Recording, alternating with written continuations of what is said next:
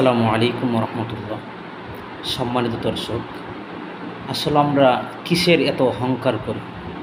দেখেন, একটি কবরের মধ্যে জ্বলন্ত প্রমাণ কিভাবে একটি বিষাক্ত সাপ, আপনারা দেখেন, স্বচক্ষে দেখেন।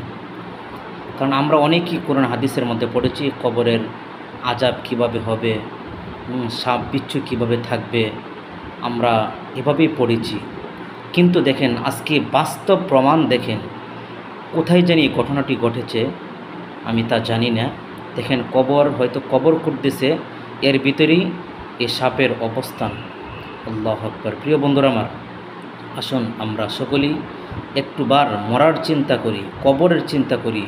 কবর জগতে আমার কি হবে, সামনের অবস্থানটি আমার কি হবে, এমন কিছু কিছু বিষয় আল্লাহ পাক রব্বুল আলামিন আমাদেরকে দুনিয়াতে কিন্তু দেখাই দেবে। তো আমরা অবশ্যই এই বিষয়গুলো আমরা দেখব ইনশাআল্লাহ।